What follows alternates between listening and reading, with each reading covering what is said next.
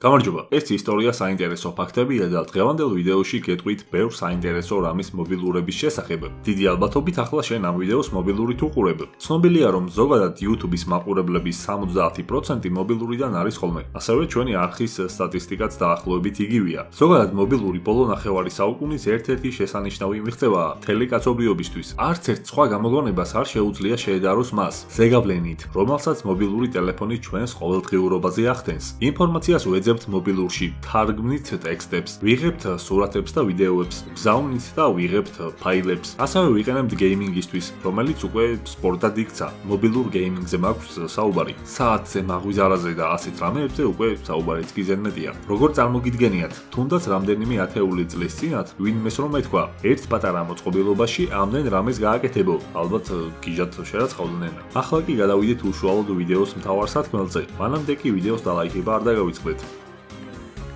ამ ვიდეოს მომზადების პერიოდში რამდენიმე სტატია ვნახე. ამ ძებნის მომენტში გადავაწყდი ერთ ინფორმაციას, რომელიც იყო 2013 წელს გამოცემული და მისი შინაარსი ასეთია. გაერთიანებული ერების ორგანიზაციის 2013 წლის მოხსენების მიხედვით, მობილური ტელეფონების მფლობელთა რაოდენობა გაცილებით აღემატება იმ ადამიანთა რიცხვს, რომლებსაც აქვთ ტუალეტი. 7 მილიარდიდან 6 მილიარდს აქვს მობილური ტელეფონი. მაშინ როცა მხოლოდ 4.5 მილიარდი ცხოვრობს შესაბამის სანიტარულ ჰიგიენურ პირობებში. ანუ 7 მილიარდიდან 4.5 მილიარდ ადამიანს აქვს ტუალეტი, ჰქონდა 2013 წელს. მას შემდეგ შეიძლება გაუმჯობესდა ტუალეტების მაჩვენებელიც. თუმცა მობილურების მაჩვენებელმა უკვე 2018 წელს გადაასწრო ადამიანთა პოპულაციას. ანუ 2018 წელს იმაზე მეტი მობილური იყო დამზადებული დედამიწაზე, ვიდრე ადამიანთა რაოდენობა.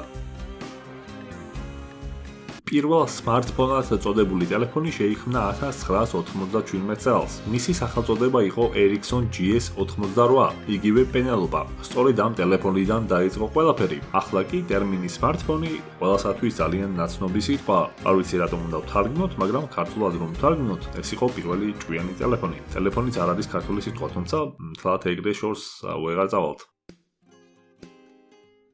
იცით, რომელია მსოფლიოში ყველაზე გაყიდვადი ტელეფონი? ეს იყო Nokia 1100, რომელიც 2003 წლიდან 250 მილიონი ცალი გაიყიდა. ეს არის რეკორდი, არა მხოლოდ მობილურებში, არამედ ზოგადად ელექტრონულ მოწყობილობებს შორის. ერთი და იგივე მოდელის ამდენი არასოდეს არაფერი გაყიდულა. ეს Nokia მეც ბევრი ადამიანის ხელში მინახავს.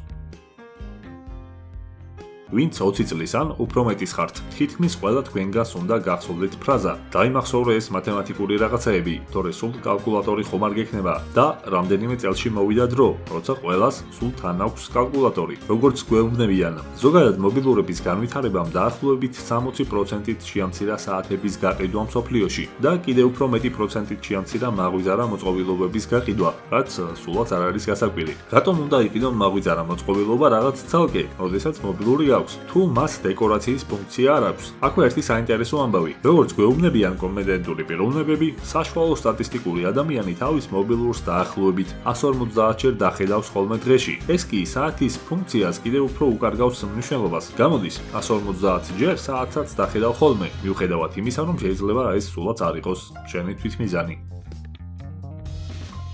თქვენი აზრით, რამდენი უნდა ღირდეს მსოფლიოში ყველაზე ძვირადღირებული მობილური? ამაზე ცოტა განსხვავებული ინფორმაციებია, თუმცა შედარებით ყველაზე უფრო სანდო ასე გვეუბნება. ეს მობილურია Falcon Supernova Pink Diamond iPhone 6 და მისი ღირებულებაა 95,500,000 დოლარი. ის არის ოქროსი და უკან ჩასმული აქვს ვარდისფერი 18 კარატიანი ბრილიანტი. ძალიან მდიდრული და მიუწვდომელია, ხო? ამაზე დარდი არ ღირს, რადგან ამ მოდელს აქვს უფრო ხელმისაწვდომი ვარიანტიც. თანამედროვე სმარტფონებს თითქმის ყველას აქვს რამდენიმე ვერსია, ნორმალური და პრო ვერსია. პრო ვერსია ცოტათი უფრო ძლიერია ხოლმე. წარმოიდგინეთ, რომ Falcon Supernova Pink Diamond iPhone 6-იც პრო ვერსიაა, ხოლო მისი ნორმალური ვერსია ბიუჯეტური და ხელმისაწვდომია, რომელიც 48,500,000 დოლარი ღირს.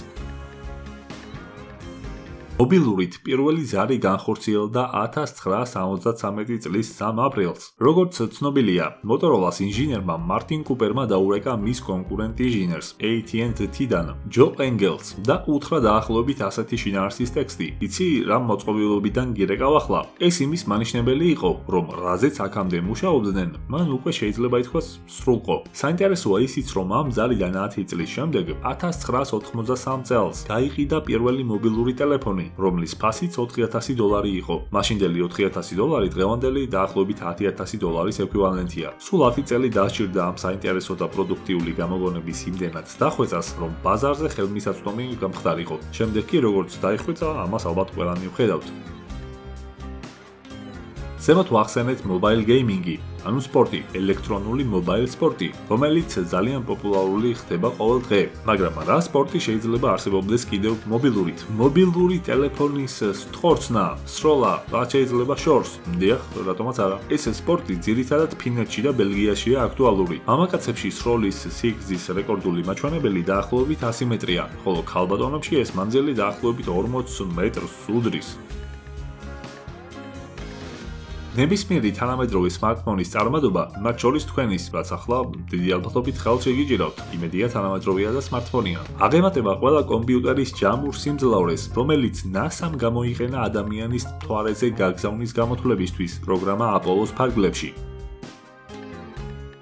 იაპონიაში ტელეფონები იწარმოება ძირითადად წყალგაუმტარი კორპუსით, თითქმის 10-დან 9, რადგან იაპონელი ახალგაზრდები არ შორდებიან ტელეფონს შხაპის მიღების დროსაც კი. ეს წინადადება რაღაც ხანში შესული ადამიანის წინადადებას გავდა და უფრო სხვანაირად ალბათ ასე უფრო ვითხოვდით, რომ იაპონელი ხალხი იმდენად პროდუქტიულია და იმდენად ფოკუსირებულია თავის სამუშაოზე, რომ შხაპის მიღების დროსაც კი ამოწმებენ რაღაცებს. მობილური ტელეფონის დაკარგვის შიშს ეწოდება ნომოფობია. ეს ტერმინი წარმოიშვა 2010 წელს, კვლევისას, რომელიც ეძღვნებოდა მობილური კავშირის მომხმარებლების ჩვევებს. გამოკითხულთა დაახლოებით ნახევარმა აღიარა, რომ ღელავენ, როდესაც კარგავენ თავიანთ მობილურ ტელეფონს, როდესაც აპარატის ელემენტი ან თანხა ანგარიშზე, ამოწურვის საფრთხის წინაშე დგება, ან როცა მობილური არ იჭერს. ამ შემთხვევაშიც შეიძლება ნებისმიერი ადამიანი ღელავდეს, როდესაც მნიშვნელოვანი ზარი აქვს განსახორციელებელი ან რამე მსგავსი. თუმცა აქ არ იგულისხმება ასეთი გამოუვალი სიტუაციები. აქ საუბარია ზოგადად, როდესაც ეგ გარემოებები ზედმეტად სტრესავს ადამიანს ყოველგვარი განსაკუთრებული სიტუაციების გარეშე. 2012 წელს Apple-ის 340,000 მობილური გაიყიდა ერთ დღეში. Selfie-მა პოპულარობის პიკს მიაღწია 2015 წელს და აქვე მეტნაკლებად საინტერესო ინფორმაცია. 2015 წელს selfie-ის გადაღების დროს მეტი ადამიანი გარდაიცვალა მსოფლიოში ვიდრე ზვიგენების შეტევისგან. მსოფლიოში არსებული მობილურების 70% დამზადებულია ჩინეთში. ყოველ წელიწადს ბრიტანეთში დაახლოებით 100,000 მობილური უვარდებათ ტუალეტში. საინტერესოა, თუმცა არ ვიცი ბრიტანეთზე რატომ არის ამხელა აქცენტი ამ კუთხით.